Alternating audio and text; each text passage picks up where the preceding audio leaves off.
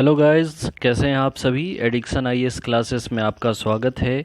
हमने अपने पिछले वीडियो में आपको साइमन कमीशन के बारे में बताया था और देखा था कि देशव्यापी साइमन कमीशन का किस तरह से विरोध किया गया।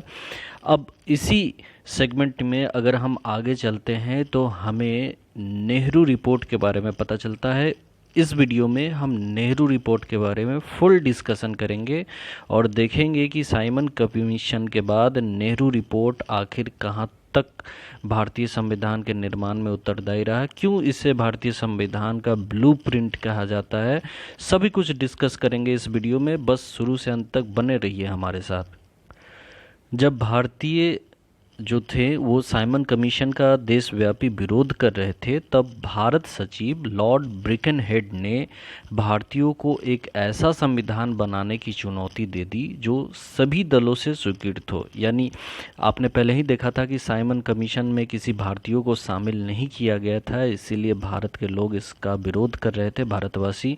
और साइमन, ये जो पिक्चर में आप देख रहे हैं सर साइमन को, इनका कहना था कि भारत में सर्वदलीय समिति से एक भी ऐसा दल नहीं है जिसको चुनकर इस समिति में जगह दिया जाता।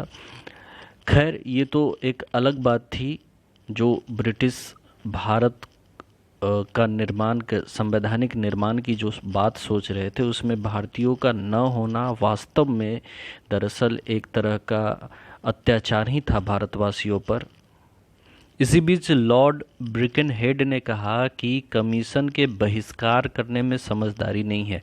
अगर आप वाकई में कुछ करना चाहते हैं तो सबसे पहले भारतीय स्वयं संविधान का निर्माण करें, और ये संविधान तब बनना संभव है, और ये संविधान तब संभव हो सकता है जब सभी भारत के सभी दल आपस में एक मत हो, यानी सहमत हो। कांग्रेस ने इस चुनौती को स्वीकार कर फरवरी एवं मई 1928 में देश के विभिन्न विचारधाराओं के नेताओं का एक सर्वदलीय सम्मेलन बुलाया गया। यह सम्मेलन पहले दिल्ली फिर पुणे में आयोजित किया गया। सम्मेलन में भारतीय संविधान का मसौदा तैयार करने के लिए मोतीलाल नेहरू की अध्यक्षता में एक समिति, उप समिति का गठन किया गया। अली इमाम, Subhash Chandra Bose, MS any, Mangal Singh, Shoaib Qureshi, GI प्रधान तथा तेज बहादुर सप्रू उप समिति के अन्य सदस्य थे। देश के संविधान का प्रारूप तैयार करने की दिशा में भारतीयों का यह एक पहला और समझदारी भरा कदम था।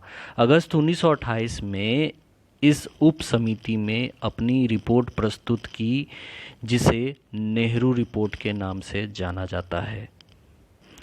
हालांकि शुरुआती दौर में इस रिपोर्ट की सभी संस्तुतियों को एक मत से स्वीकार कर लिया गया।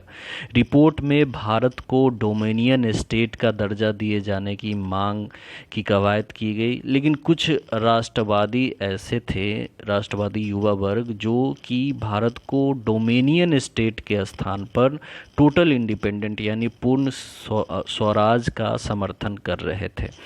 लखनऊ में डॉक्टर अंसारी की अध्यक्षता में पुनः सर्वदलीय सम्मेलन हुआ, जिसमें नेहरू रिपोर्ट को स्वीकार कर लिया गया। ये जो आप देख रहे हैं, ये नेहरू रिपोर्ट के बारे में मैं आगे आपको और डिटेल से बता रहा हूँ।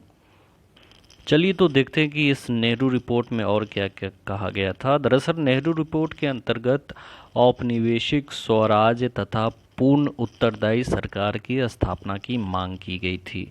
इससे सांप्रदायिक चुनाव पद्धति की अस्वीकृति की मांग की। इसमें संसद, भारतीय रियासतों, केंद्रीय कार्यकारिणी और उच्चतम न्यायालय तथा प्रतिरक्षा पर भी अपनी प्रतिक्रिया व्यक्त की। आगे हम देखते हैं कि नेहरू रिपोर्ट की क्या क्या सिफारिशें थी, यानी नेहरू रिपोर्ट की क्या रिकमेंडेशन थी। सबसे पहले आता है औपनिवेशिक स्वराज। तो इस रिपोर्ट में कहा गया कि भारत को पूर्ण औपनिवेशिक स्वराज मिले और इसका स्थान शासन के अंतर्गत अन्य उपनिवेशों में समान हो। दूसरा है केंद्र में पूर्ण उत्तरदायी शासन। यानी नेहरू रिपोर्ट में कहा गया कि केंद्र में पूर्ण उत्तरदायी शासन की स्थापना हो और भारत का गवर्नर जनरल एक संवैधानिक प्रधान के रूप में रहे और उत्तरदायी मंत्रियों के लिए परामर्श के शासन का संचालन करता रहे। प्रांतीय स्वायत्ता। इस रिपोर्ट में कहा गया कि केंद्र की तरह प्रांतों में भी पूर्ण उत्तरदायी शासन हो और कार्यकारिणी प्रांतीय विधानमंडल के प्रति उत्तरदायी हो। अवशिष्ट शक्तियां। रिपोर्ट में कहा गया कि केंद्र और प्रांतों के बीच शक्तियों का वितरण कर दिया जाए और अवशिष्ट शक्तियां केंद्र को सौंप दी जाए। मौलिक अधिकार। तो रिपोर्ट में नागरिकों के अधिकारों की एक लंबी सूची बना दी गई और भारत को एक धर्मनिरपेक्ष राज्य घोषित कर दिया गया। सांप्रदायिक निर्वाचन पद्धति की स्वीकृति। सांप्रदायिक निर्वाचन का अंत कर उसके स्थान पर संयुक्त निर्वाचन की व्यवस्था लाई गई, किंतु अल्पसंख्यक वर्गों के लिए उसकी जनसंख्या के आधार पर आरक्षण प्रदान किया गया। सर्वोच्च न्यायालय। भारत के लिए एक सर्वोच्च न्यायालय की स्थापना का सुझाव दिया गया और यह कहा गया कि प्रिवी काउंसिल में अपीलें बंद कर दी जाए। जैसा कि आपको पता है कि प्रिवी काउंसिल लंदन में था, जो याचिका भारत में अस्वीकृत हो जाती थी उसे लंदन के प्रिवी काउंसिल में दोबारा दाखिल किया जा सकता था। केंद्रीय व्यवस्थापिका। नेहरू रिपोर्ट में यह सिफारिश की गई कि केंद्रीय व्यवस्थापिकाओं के 2 सदन यानी सीनेट और प्रतिनिधि सभा हो। प्रतिनिधि सभा के सदस्य की संख्या 500 और सीनेट के सदस्यों की संख्या 200 निर्धारित करने की सिफारिश की गई। भारतीय रियासतें। रिपोर्ट में यह भी कहा गया कि देसी नरेशों के अधिकारों और विशेषाधिकारों की रक्षा की व्यवस्था हो, लेकिन देसी नरेशों को यह चेतावनी दी गई कि जब तक वे उत्तरदायी शासन की स्थापना नहीं करेंगे उन्हें भारत संघ में शामिल नहीं किया जाएगा। केंद्रीय कार्यकारिणी। कार्यकारिणी के संबंध में कहा गया कि कार्यकारिणी शक्ति सम्राट के पास ही रहेगी, जिसका प्रयोग गवर्नर जनरल द्वारा सम्राट के प्रतिनिधि के रूप में किया जाएगा।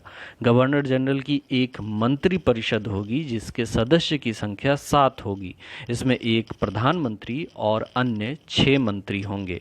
गवर्नर जनरल ही प्रधानमंत्री की नियुक्ति करेगा और उसी की सलाह से वह अन्य मंत्रियों की नियुक्ति करेगा। मंत्रिपरिषद अपने कार्यों के लिए केंद्रीय विधानमंडल के प्रति उत्तरदायी होंगे। और अंत में प्रतिरक्षा, माफ़ कीजिएगा यहाँ स्पेलिंग इसकी गलत हो गई है, ये प्रतिरक्षा होगा। भारत की प्रतिरक्षा के लिए एक प्रतिरक्षा समिति बनाने की सिफारिश की गई, जिसमें प्रधानमंत्री, प्रतिरक्षा मंत्री, प्रधान सेनापति, वायुसेना और जल सेना के सेनापति, जनरल स्टाफ तथा अन्य सदस्य के रूप में 2 सैनिक विशेषज्ञों के रहने का प्रावधान किया गया।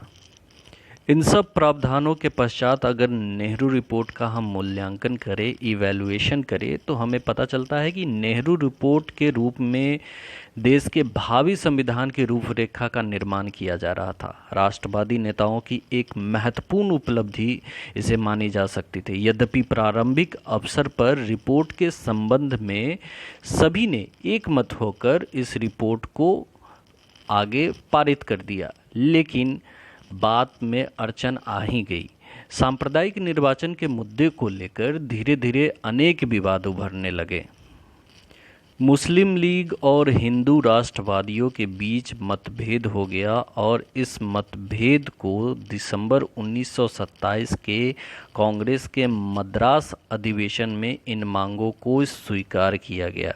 दरअसल ये मतभेद जो हुआ था इसका प्रारंभ दिसंबर 1927 के मुस्लिम लीग के दिल्ली अधिवेशन में अनेक प्रमुख मुस्लिम नेताओं ने भाग लिया था। इस वजह से इस जो मुस्लिम नेताओं की जो मांग थी वो दिल्ली प्रस्ताव के नाम से जानी जाती है। तो दरअसल आइए देखते हैं इस दिल्ली प्रस्ताव में उनका क्या मांग था। उनका पहला जो मांग था वो था पृथक निर्वाचन प्रणाली को समाप्त कर इसके स्थान पर संयुक्त निर्वाचन पद्धति की व्यवस्था की जाए, जिससे कुछ सीटें मुस्लिमों के लिए आरक्षित की जा सके। दूसरी जो इनकी मांग थी वो थी कि केंद्रीय विधानमंडल में मुसलमानों के लिए 1/3 स्थान आरक्षित किए जाएं।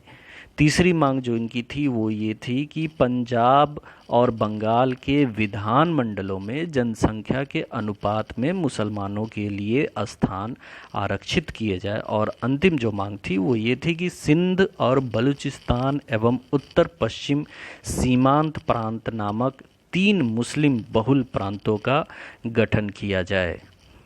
अब ये एक स्वाभाविक सी बात थी कि हिंदू राष्ट्रवादियों और मुस्लिम लीग के बीच ये गतिरोध उत्पन्न होना ही था। यद्यपि हिंदू महासभा में 3 मुस्लिम बहुल प्रांतों के गठन तथा पंजाब एवं बंगाल जैसे मुस्लिम बहुल प्रांतों में मुसलमानों के लिए सीटें आरक्षित किए जाने के प्रस्ताव का तीव्र विरोध किया। महासभा का मानना था कि इस व्यवस्था से इन प्रांतों की व्यवस्थापिकाओं में मुसलमानों का पूर्ण वर्चस्व स्थापित हो जाएगा। उसमें सभी के लिए समान व्यवस्था किए जाने की मांग की। यानी हिंदू महासभा का ये कहना था कि इक्वल सेपरेशन किया जाए, जातीयता के आधार पे नहीं, यानी हिंदू मुस्लिम के आधार पे नहीं, बल्कि जो व्यवस्था है उसका इक्वल सेपरेशन किया जाए। किंतु हिंदू महासभा के इस रवैये से यह मुद्दा अत्यंत जटिल हो गया। दूसरी ओर मुस्लिम लीग जो थी वो प्रांतीय तथा मुस्लिम बहुल प्रांतों में मुसलमानों के लिए सीटों के आरक्षण के मुद्दे पर अड़ी हुई थी। इस प्रकार दोनों पक्षों में अड़ियल रवैये के कारण मोतीलाल नेहरू तथा नेहरू रिपोर्ट से जुड़े अन्य नेता असमंजस की स्थिति में आ गए। उन्होंने यह महसूस किया कि यदि मुस्लिम सांप्रदायवादियों की बात मानी जाए तो इससे हिंदू सांप्रदायवादी का समर्थन वो खो देंगे, और अगर हिंदू सांप्रदायवादियों की बात माने जाए तो मुस्लिम सांप्रदायवादियों का वो समर्थन खो देंगे। बाद में नेहरू रिपोर्ट में एक समझौतावादी रास्ता अख्तियार किया और उसने इस बीच की जो कड़ी थी, यानी हिंदू और मुस्लिम के बीच की जो असमंजस की कड़ी थी, इसका निवारण लाया। इस निवारण के तौर पे हम कह सकते हैं कि नेहरू रिपोर्ट ने इस जो हिंदू और मुस्लिम लीग के, हिंदू महासभा और मुस्लिम लीग के बीच जो डिस्प्यूट हुआ था, इस डिस्प्यूट के निवारण के लिए उसने संयुक्त निर्वाचन व्यवस्था को अपनाया जाएगा, किंतु मुसलमानों के लिए सीटें उनकी स्थानों पर आरक्षित की जाएगी, ऐसा उन्होंने कहा। दूसरी जो रास्ता इन्होंने अख्तियार किया वो था कि डोमिनियन स्टेट की प्राप्ति के बाद ही सिंध को बम्बई से पृथक किया जाएगा। और तीसरा जो रास्ता था वो था एक सर्वसम्मत राजनीतिक प्रस्ताव तैयार किया जाएगा।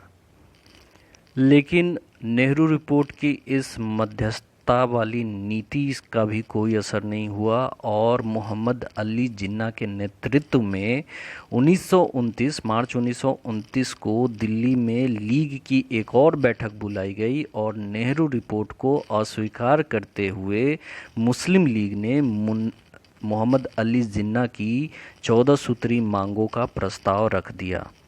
तो अब जाहिर सी बात थी कि 1929 की मोहम्मद अली जिन्ना की इस रिपोर्ट ने कांग्रेस द्वारा प्रस्तुत किए गए नेहरू रिपोर्ट को, या यूँ कहें कि नेहरू रिपोर्ट की जो प्रावधानें की गई थी उसको अस्वीकृत कर दिया।